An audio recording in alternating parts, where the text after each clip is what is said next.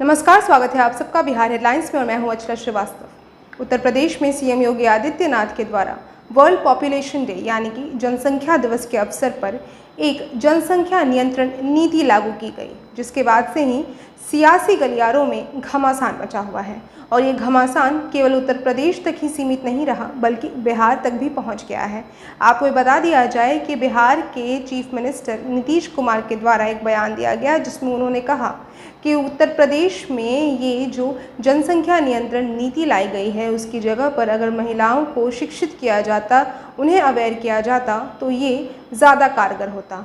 और उसके साथ ही बिहार की डिप्टी सीएम रेणु देवी के द्वारा भी बयान आए हैं। उन्होंने ऐसा कहा कि जिस तरीके से उत्तर प्रदेश में ये जनसंख्या नियंत्रण नीति लागू की गई है, बिहार में भी ऐसी नीति आनी चाहिए। इसके बाद ही उन्होंने एक और आधिकारिक बयान दिया, जिसमें उन्होंने कहा कि जो पुरुष हैं वो सबसे ज़्यादा जिम्मेदार हैं इस तरीके के जनसंख्या बढ़ने के लिए। और ऐसे ही में अब बिहार में भी सत्ता के गलियारों में इस तरीके की चर्चाएं होने लगी हैं कि आखिरकार किसका बयान सही है और किसकी सोच सही है, रेणु देवी की या फिर नीतीश कुमार की।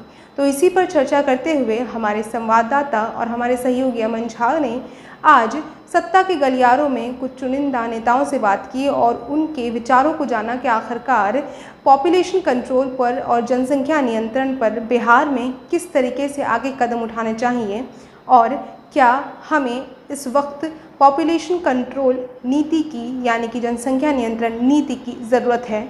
आप ज़रूर सुनिए। अभी बात हो रही है बिहार में काफ़ी चर्चा में है जनसंख्या नियंत्रण कानून, और भी बहुत सारे मुद्दे पे हम बात करेंगे। आज हमारे साथ जदयू के प्रवक्ता हैं अरविंद निषाद जी। सर बताइएगा, ऐसा क्या अभी ज़रूरी पड़ गया जनसंख्या नियंत्रण पे बिहार में बात करने का? देखिए, जनसंख्या नियंत्रण कानून का जहाँ तक सवाल है, इस पर हमारी पार्टी और राज्य सरकार कई वर्षों पहले से अभियान चला रखा है कि जब तक हम अपनी बेटियों को, अपनी महिलाओं को हम जागरूक नहीं करेंगे, हम शिक्षित नहीं करेंगे, तब तक हम कानून बना देने से जनसंख्या पर नियंत्रण नहीं पा सकते हैं। हम बेटियों को शिक्षित कर देंगे, हम उन्हें जागरूक कर देंगे, तो स्वतः बेटियां फैसला लेने में सक्षम होगी कि मुझे कितने बच्चे की आवश्यकता है। 2005 से लेकर के अब तक बिहार में प्रजनन दर की क्षमता में गिरावट आई है। उसका प्रमुख कारण यह है कि बिहार में बच्चियों की शिक्षा के लिए, बच्चियों की पढ़ाई के लिए, उनके संवर्धन के लिए राज्य सरकार ने कई कार्यक्रम चलाए हैं।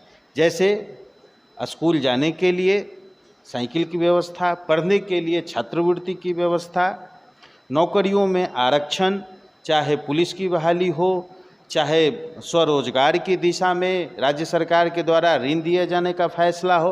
कई ऐसे फैसले महिलाओं के लिए किए गए हैं जो स्वयं जागरूक होगी और समाज में एक संदेश देने का काम करेंगे, जिससे जनसंख्या नियंत्रण करने में प्रभावी होगा। आप ही के अलायंस के जो पार्टी हैं बीजेपी, जिनके साथ आपका सरकार है, वो इतना आगे क्यों बढ़ रहे हैं कि कानून जरूरी है, इस पर जोर क्यों दे रहे हैं? देखिए, बिहार में पिछले 2 चुनावों में, नगर निकाय के 2 चुनावों में 2 बच्चे जिनके हैं, ऐसे ही लोग चुनाव लड़ सकते हैं, इसका फैसला एनडीए की सरकार ने लिया था। और एनडीए में जेडीयू बीजेपी पहले शामिल थी, आज भी जेडीयू बीजेपी साथ में सरकार चला रही है। तो ये तो एनडीए का साझा फैसला है, इसमें सवाल उठने का कहाँ सवाल बनता है? 1 मिनट, हम आगे अब बढ़ रहे हैं। बिहार के पंचायती मंत्री सम्राट चौधरी, जो भारतीय जनता पार्टी के नेता हैं, उन्होंने अपने विभाग की ओर से कहा है कि जिनके 2 बच्चे होंगे वही पंचायत में चुनाव में भाग ले सकते हैं। तो सर यही तो भारतीय जनता पार्टी के नेता और बिहार सरकार के मंत्री सम्राट चौधरी जी का ये सुझाव है और सरकार की ओर से उन्होंने एक आदेश पत्रक निकाला है। हाँ, तो ये पंचायत चुनाव या फिर नगर निकाय में ही क्यों, यही विधायक और सांसद में क्यों नहीं लागू होना चाहिए? देखिए, यह राष्ट्रीय स्तर का बहस है और विषय है। इस पर संसद को और देश के प्रधानमंत्री को निर्णय करना है।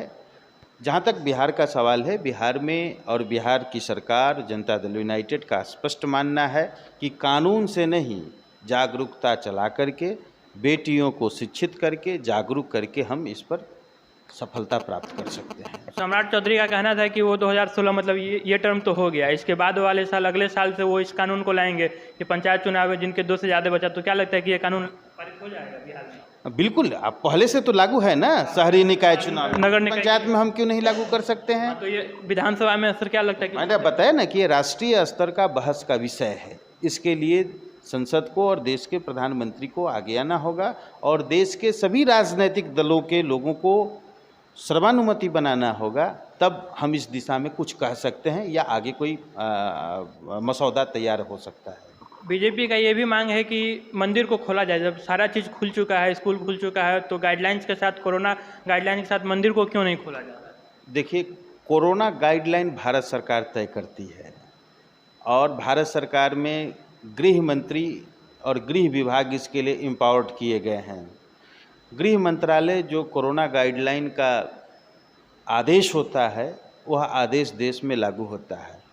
जब देश के गृह मंत्री, गृह मंत्रालय देश के समस्त धार्मिक स्थलों को, पर्यटन स्थलों को अभी बंद रखने का फैसला किया है, तो कौन क्या बोलता है मैं इस पर टीका टिप्पणी नहीं करना चाहता। तो सर, अभी मंदिर जब तक सेंट्रल से नहीं आएगा कि मंदिर को खोला जाए, तब तक खोलने का कोई? मैंने आपको बताया ना कि यह कोरोना गाइडलाइन भारत सरकार तय करती है और केंद्रीय गृह मंत्रालय इस दिशा में आदेश निकालता है। सर, राज्य का अपना भी तो होता है कि जैसे स्कूल, बहुत सारे स्टेट अपने लेवल पे स्कूल खोले हैं, तो उसी तरह बहुत सारे चीज़ स्टेट गवर्नमेंट अपने हिसाब से करती है कोरोना को लेकर भी, ऑफिस सब खोलने में। तो ऐसे में देखिए, भारत सरकार के गृह मंत्रालय ने ही राज्यों को आज़ादी दी है दूसरे लहर में कि आप क्या खोल सकते हैं, क्या बंद कर सकते हैं। तो यह कहना ठीक है, राज्य सरकार को अपने क्राइसिस मैनेजमेंट ग्रुप में ऐसा महसूस होगी कि हमको धार्मिक स्थलों को खोलना चाहिए, तो इस दिशा में आगे सरकार फैसला लेने के लिए स्वतंत्र है।